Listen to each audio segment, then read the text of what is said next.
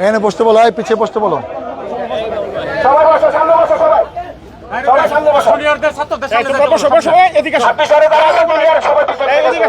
আমাদের যারা আছে সবাই সামনে যাও।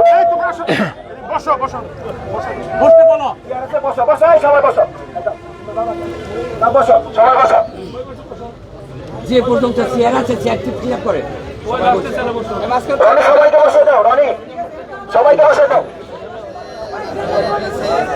ভিতরে ভিতরে ভিতরে ফিল আপ করো।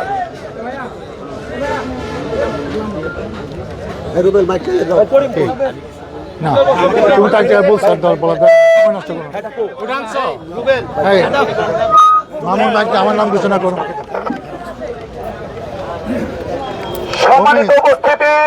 ওকে মামুনকে দে, মামুনকে দে। শিমুলিয়া প্রোগ্রাম, শিমুলিয়া মানুষ করো।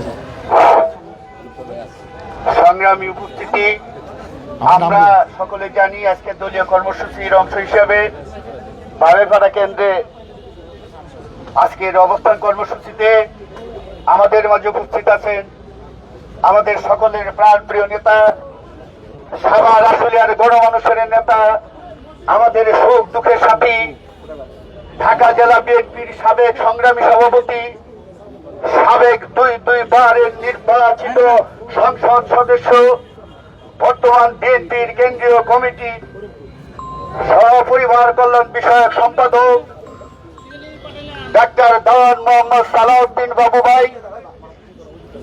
আজকে উনি আমাদের প্রধান আকর্ষণ। তার আগে শুধু একটা সেকেন্ড, যেহেতু আপনারা দীর্ঘক্ষণ আমাদের দলীয় কর্মসূচি বাস্তবায়নের জন্য অপেক্ষা করতেছিলেন আমাদের প্রাণপ্রিয় নেতার জন্য, এই জন্য আমি আব্দুল্লাহ মাহমুদ শিমুলিয়া ইউনিয়ন বিএনপির পক্ষ থেকে আপনাদেরকে সংগ্রামী শুভেচ্ছা এবং অভিনন্দন জানাচ্ছি।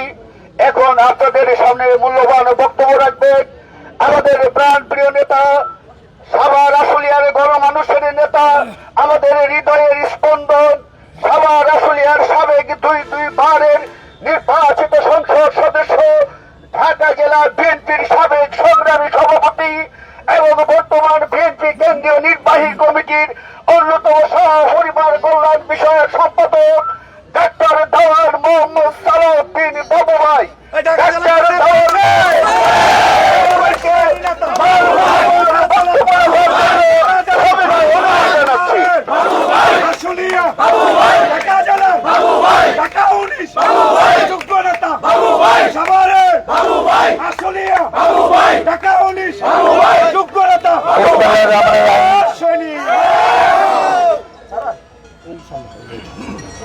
আসসালামু আলাইকুম।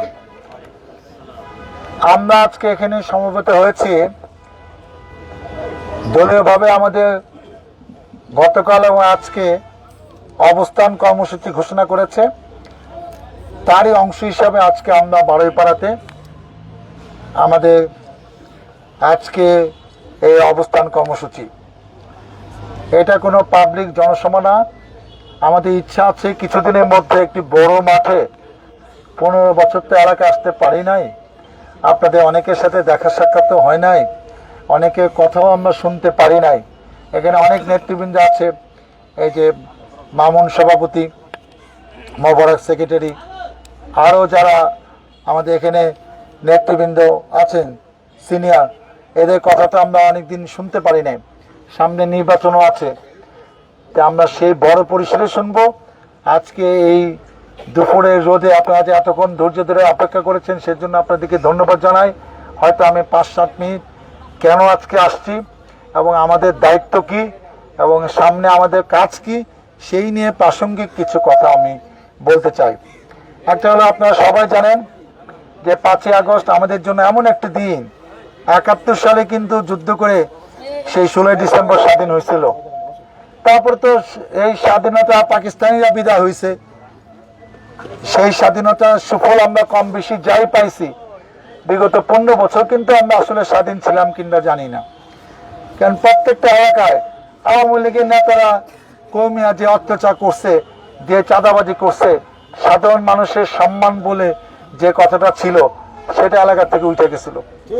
আজকে যে নামাজ পড়ে না একক, সে বলে মসজিদ কমিটির সভাপতি, মানে কয় কি, যে লেখাপড়া করে না সে বলে স্কুলের সভাপতি, কলেজের সভাপতি। এরা এইসব পদগুলো দখল করছিল চাঁদাবাজি করার জন্য। গিয়ে দেখেন গা ওদের অ্যাকাউন্টে কোনো টাকা নাই, সব টাকা চুরি করে নিয়ে গেছে। আবার মসজিদ আল্লাহ ঘর, এর টাকা যে চুরি করে নিছে, অপেক্ষা করেন এই যে পলে আছে না, টাকা পয়সা নিয়ে অস্ত্র টস্ত্র নিয়ে পলে আছে, কবে আসবো, এগুলা হিসাব কিন্তু দিতে হবে।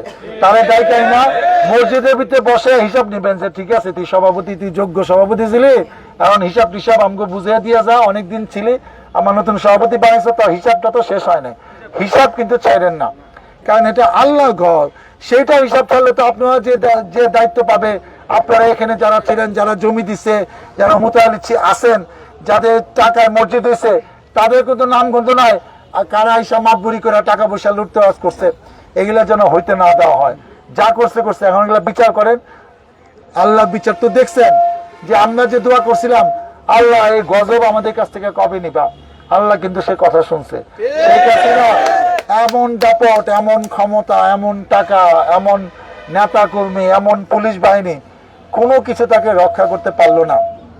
সে দেখেন কিভাবে হেলিকপ্টার নিয়ে পলায় গেছে, হেলিকপ্টার থেকে গাড়িতে নামতেছে, আমরা টিভি পর্দায় দেখছি, সেখানেও দৌড়ে দৌড়ে নামতেছে। এই বুধে ছাত্ররা আইতেছে পিছে পিছে তারা ধরার জন্য। আপনার না এত সাহস, সেই সাহস কই গেল? এখন ছাত্রকে ভয় পান কেন? তারা নিরহ, তারা লাঠিও নাই, তারা অস্ত্র নাই, তাকে ভয় পায় কেন? কারণ জনরোষে ভয় পায়। জনগণ জেনে উঠছে, হাজার হাজার লক্ষ লক্ষ ছাত্র এখন আর জীবন দিতে ভয় পায় না। আজকে এই 5 তারিখে আন্দোলনে, স্বাধীনতার আগে, এই যে 1 তারিখ থেকে শুরু করে 5ই আগস্ট যে আন্দোলন, বৈষম্যবিরোধী ছাত্র আন্দোলনে যারা শহীদ হয়েছেন, তাদের আত্মার মাগফিরাত কামনা করছি, তাদের প্রতি বিনম্র শ্রদ্ধা কৃতজ্ঞতা জ্ঞাপন করছি। বিএনপি 15 বছরে আন্দোলন করে যেটা করতে পারে নাই, ছাত্ররা অল্প দিনের আন্দোলনে সেটা দেখিয়ে দিল যে জালিম সরকারে কিভাবে পতন ঘটাইতে হয়। আজকে অনেক ছাত্র কিন্তু এখনো অসুস্থ হাসপাতালে। আমি কিন্তু যেখানে যেখানে যাই, কাছাকাছি হাসপাতালে যাই, অনেকে বাড়িতেও গিয়েছি। আপনাদের একটা কথা বলি, এবং আমি আশা করছি তারা খুব শীঘ্রই সুস্থ হয়ে তাদের বাড়িতে ফিরে যাবেন। অনেকে বাড়িতেও চিকিৎসাধীন অবস্থা আছেন, আপনারা সবাই দোয়া করবেন যে তারা যেন শিক্ষা প্রতিষ্ঠানে যেখান থেকে বাদ দিয়ে এসে তারা আন্দোলনে শরীক হয়েছিল, আসল জায়গা তারা সেখানে যেন ফিরে যেতে পারে। এই যে আমি কয়েকদিন আগে ব্যাংক টাউনে গেলাম, ইয়ামিন নামে একটা ছাত্র, সে 4th ইয়ার ইঞ্জিনিয়ারিং পড়ে MIST-তে, তার বাবা একজন ব্যাংকার। ও যে সাজোয়া জান থেকে যে লাশটা ফালাচ্ছে রাস্তার মধ্যে, ওর নাম ইয়ামিন, তার বাড়ি পৌরসভা ব্যাংক টাউনে। আপনি দেখেন, এবং আমি নিশ্চিত, আমি একজন ডাক্তার, তখনও কিন্তু তার জীবন যায় নাই। তার বাম টাটা, তার আব্বার কাছে আমি ছবি দেখছি, কাছ থেকে গুলি করছে, ওই পিস্তল টিস্তল না, বন্দুকের ছড়া গুলি, কিন্তু 20টা গুলি হবে এখানে করছে একদম। এবং সে হয়তো স্পটে হাসপাতালে নিলে কেউ তো জানি না, কিন্তু সে কিন্তু চিকিৎসা পায় নাই। সে ওই সাজোয়া জানের উপর সে জোহরের নামাজ পড়ে ব্যাংক টাউনে বাসায় খাওয়া দাওয়া করে নামাজ পড়ে সে আন্দোলনে শরিক হয়েছে। এবং যখন দেখছে পুলিশ টুলিশ সব পলায় গেছে, সে সাজোয়া গাড়িও পড়ছিল। এবং তখন সে ওইখানে বৈশা মানে দেখতেছিল কি হবে। ওই সময় সে ঠাস করে তাকে অনেকগুলা গুলি করছে, এবং ওইখানে হয়তো মারা গেছে, কিন্তু তার চিকিৎসা না হয় না। এবং যখন তাকে ফালিয়ে দিচ্ছে তখন পর্যন্ত জীবন ছিল। এটা ডাক্তার হিসেবে আমি দেখছি না, বেশ কয়েকবার তার কিন্তু নড়াচড়া আমরা দেখছি। অতএব এই যে এরা দিল এই যে আবু সাইদ, এই যে মুগ্ধ মতো মেধাবী ছাত্ররা জীবন দিয়ে দেশ স্বাধীনতা ফিরিয়ে আনলো নতুন করে, সেই স্বাধীনতা সবাইকে আমাদের রক্ষা করতে হবে। এক জালিম সরকারের দায়িত্ব দিয়া 15 বছর আমরা যে কি নির্যাতন ভোগ করছি, রিমান্ডের নামে টর্চার করে আমাদের অনেক নেতা কর্মীকে মেরে ফেলছে। এই যে আমাদের বিপ্লব নামে একটা ছেলে বাইপালে, সে ওই দিন গুলিবিদ্ধ হয়েছে, তারপরে 5 তারিখে, তারপরে 5-7 দিন পরে কিন্তু সে মারা গেছে। আমরা তাকে দেখতে গেছিলাম। শুধু তাই না, আমার জানা মতে সাভার উপজেলায় এই যতগুলো ছাত্র মারা গেছে 100 বেশি হবে। এই যে বাইপালে যে গুলাগুলি হয়েছে সন্ধ্যার সময়, শেখ হাসিনা দেশ থেকে পলে গেছে, এই আওয়ামী লীগের নেতা কর্মীরা সব পলাতক। সেই সময় লাস্ট কিন্তু এই গ্যাঞ্জামটা হইলো পুলিশের সাথে। এইটা তারপর সাভার থানা হামলা করতে গিয়া এবং অনেকগুলো মেনে ফেলছে। ওদের তো ভাগ্যিস পায় নাই, আর্মি এসে তাদেরকে নিয়ে উদ্ধার করে ক্যান্টনমেন্ট নিয়ে গেছে, কিন্তু থানা কিন্তু সমস্ত বিল্ডিং টিল্ডিং জ্বালাই দিচ্ছে। ওখানে কিন্তু এখন বসার জায়গাও নাই। 100 কাছাকাছি এই যে বেশিরভাগই ছাত্র। এর জন্য তো মুক্তিযুদ্ধ হয় নাই। 30 লক্ষ আজকে শহীদের রক্তের বিনিময়ে, 2 লক্ষ মা বোনের ইজ্জতের বিনিময়ে এই স্বাধীনতার জন্য মানুষ কষ্ট করছে। আজকে মুক্তিযুদ্ধতে আপনি অনেক সুযোগ সুবিধা দিচ্ছেন, এইটা একটা তকমা লাগে, কিন্তু দেশের মানুষকে আপনি কি সুযোগ সুবিধা দিচ্ছেন? তাদের নির্যাতন ছাড়া কিছুই দেন নাই। আজকে আমরা আল্লাহর কাছে ফরিয়াদ জানাইছিলাম, আল্লাহ এই জালিম সরকারকে নিয়ে যাও, আল্লাহ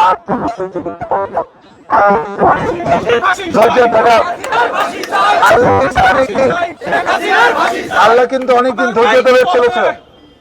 আল্লাহ কিন্তু অনেকদিন ধৈর্য ধরেছিল। অবশেষে এমন বিচার করলো, তার সাজানো বাগান তছনছ হয়ে গেল। তার টাকা পয়সা, তার অস্ত্র, তার বাহিনী, তার সুন্দর গণভবন, কোনো কিছু তার রক্ষা করতে পারে না। এত 500 পাহারা দেয় সেই গণভবনে, তারপরও সে থাকতে পারে নাই, রাস্তা দিয়ে যাইতে পারে নাই, হেলিকপ্টার দিয়ে ওখান থেকে চলে গেছে পালায়া, যে এখানে যে কোনো সময় হাজার হাজার লক্ষ লক্ষ লোক এই পুলিশ টুলিশ ব্যারিকেড ভাঙ্গা গণভবনে এসে হামলা করবে। আমি তাকে 45 মিনিট সময় দিছে। সে একটা বক্তৃতা রেকর্ডিং করতে চাইছিল, বলছে ম্যাডাম এটা সময় নাই, এই বিষয়ে আমরা সময় দিতে পারবো না।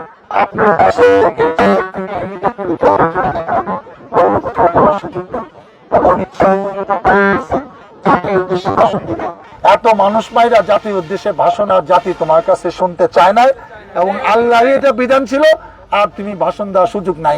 এখন ইন্ডিয়া বসে বসে ভাষণ দাও, আমরা শুনবো না তুমি কি কথা, তোমার ছেলে যেসব পাগল টাগল কথা বলতেছে তার টাকা গুলা দিতে কও, তারপরে বড় বড় কথা বলতে পারো। আজকে আর কিছু বিশেষ কিছু বলতে চাই না। আজকে যে কথাটা বলতে আসছি, আর জন্য নতুন করে কোনো গার্মেন্টস, কোনো ব্যবসা প্রতিষ্ঠান, কোনো সরকারি প্রতিষ্ঠান, শিক্ষা প্রতিষ্ঠান আপনার জন্য হামলা না করেন। হিন্দুদের ভাইদের উপর গুজব আছে, তারা ভয় আছে। খ্রিস্টান ভাইদের উপর বলতেছে টেলিফোনে, বেনামিতে টেলিফোনে, যে টেলিফোন হিন্দুরা চেনে না। ঢাকায় তো অনেক নেতা বলে আছে, তাদের চাঞ্চল্য করে একটু ভয় টয় দেখা। বিভিন্ন যদি ধরা পড়ে পুলিশ তো হয়তো আপনার ধরলে জানে বাঁচাইবো, মানুষ কিন্তু আপনাদের পাইলে কিন্তু আর জানে বাঁচাইবো না।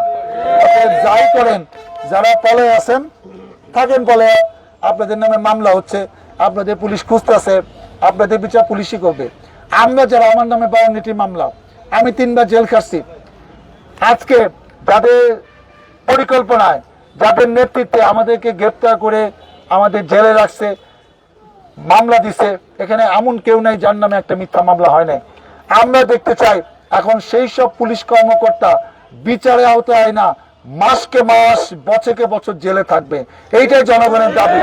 যাতে আমরা পুলিশকে সেবকের ভূমিকা দিতে চাই, সত্যিকারের পুলিশ, মানবিক পুলিশ, বিপদে বলে উপকার করবে। আর আমাদের পুলিশের বিপদে বলে টাকা দাও, টাকা দাও, কি টাকা দেবো? তবে সরকার টাকা দেয় না, তুই আমার কাছে টাকা চাস কেন? এখন পুলিশ এখন যাক ডিউটি করতে গিয়ে দেখো পুলিশের কি অবস্থা। যে যেরকম করছে তার বিচার কিন্তু সেরকমই হবে। এইটাই কিন্তু আল্লাহর বিধান। আপনারা অপেক্ষা করেন, একটু ধৈর্য ধরেন। এই সরকার কিছু সংস্কারমূলক কাজ করছে এবং তারা খুব তাড়াতাড়ি একটা ইলেকশন দিয়ে দিবে কিছু কাজ করার পরে। সেই ইলেকশনে আপনি যাকে ইচ্ছা তাকে ভোট দিবেন, যে দলকে আপনার পছন্দ হয় সেই দলকে ক্ষমতায় বসান, যাতে সুন্দর করে দেশটা পরিচালনা হয়। এই লুটতরাজ, ব্যবসা বাণিজ্য দখল, এই চাঁদাবাজি, এই ধরনের সরকার আমরা জীবনে দেখতে চাই না। এর জন্য স্বাধীনতার যুদ্ধ হয় নাই।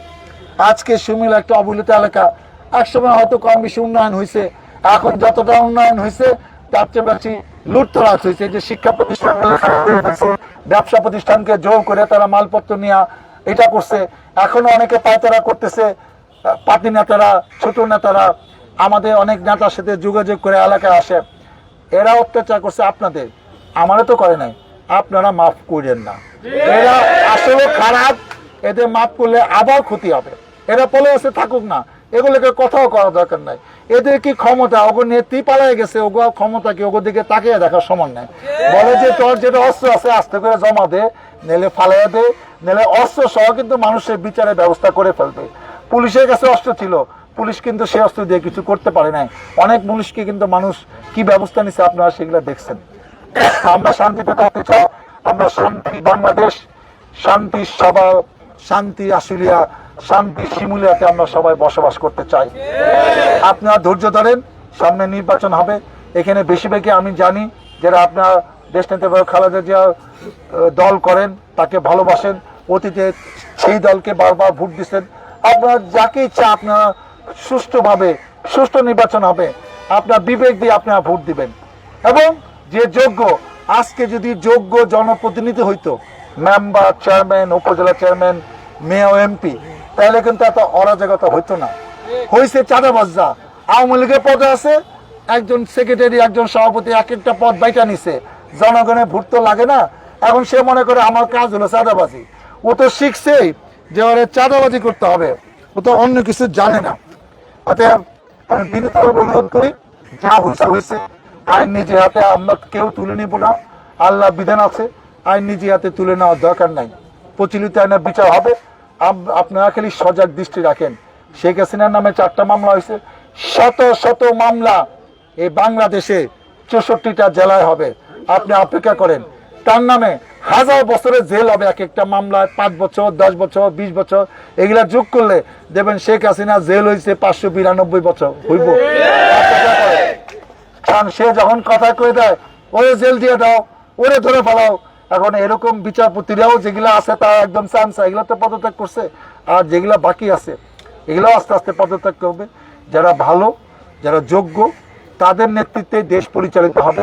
সেই সময় সামনে আপনারা আমার জন্য দোয়া করবেন, যেন আপনাদের ম্যান্ডেট নিয়ে আপনাদের পাশে থেকে আপনাদের সেবা করতে পারি, খেদমত করতে পারি। মহান আল্লাহ তাআলা আমাকে যেন সেই তৌফিক দেয়। আল্লাহ হাফেজ। বাংলাদেশ জিন্দাবাদ, খালেদা জিয়া জিন্দাবাদ, তারেক রহমান জিন্দাবাদ, শহীদ জিয়া মহব। আল্লাহ হাফেজ।